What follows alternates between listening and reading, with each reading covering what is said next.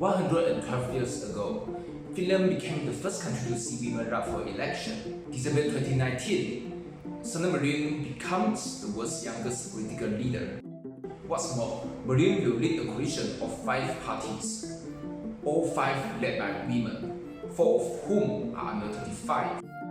Which makes me curious, what country has the higher percentage of female representatives in national parliaments?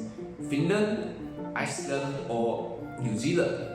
Using this chart, I would like to demonstrate to you this country has the most women in parliament.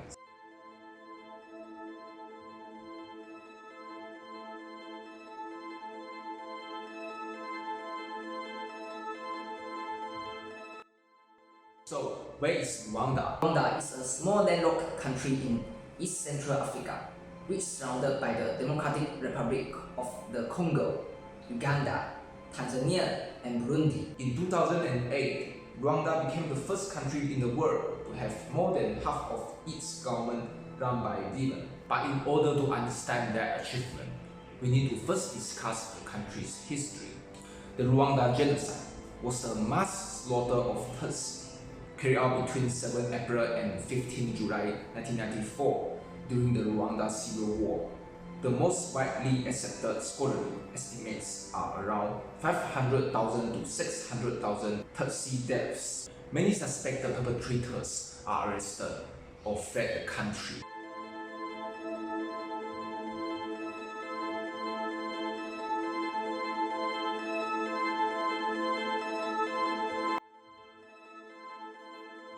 In pre-genocide, it was almost unheard of for women to own land or take a job outside the home. The genocide changed all that. The war led to Rwanda's Rosie the Revolter movement.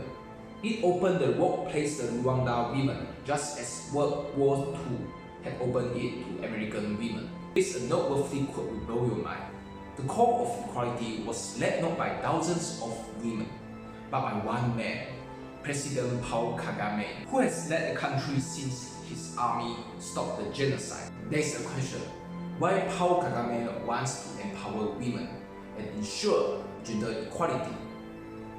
Kagame decided that Rwanda was so demolished, it simply could not rebuild with men's labor alone. In 2003, the new constitution in Rwanda mandated that 30% of representatives at all levels of government be women.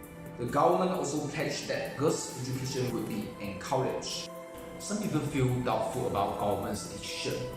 Is that real equality or gender worship? Take a look at National Gender Statistics Report. Since 2014 to 2018, the female population in Rwanda has always been slightly higher than that of men.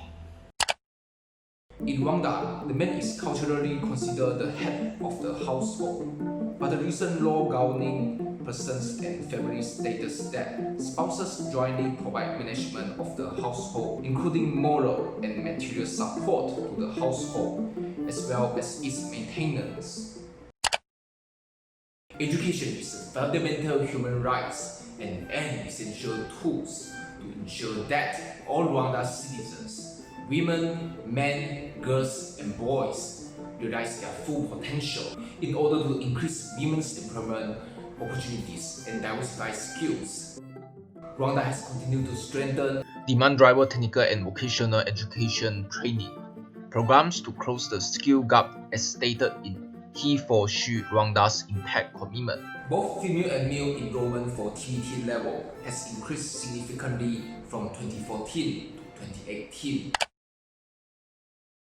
A lot has also been achieved by the government of Rwanda in promoting and protecting the human rights of women. It's worth noting that all levels women are still playing a visible role in justice structures and conflict management. Women represent 42% of Supreme Court judges in 2018. With regards to inspectors in the Supreme Court, women represent 40% in 2018. 35% of women and 39% of men aged 15 to 49 have ever experienced physical violence since age 15. 14% and 11% respectively experienced physical violence in the 12 months About 22% of women aged 15 to 49 have ever experienced sexual violence. 8% of women experience sexual violence in the 12 months. In line with the gender commitment as enshrined at the decentralization policy, participation of women in some leadership positions at the local levels has kept improving. However, more efforts are needed to address the existing gaps and ensure that the constitutional requirement on the minimum quota is complied with at all levels. In the final analysis, Rwanda women still have a long way to go, but there is no question that Rwanda has achieved an impressive feat with its level of gender representation in politics.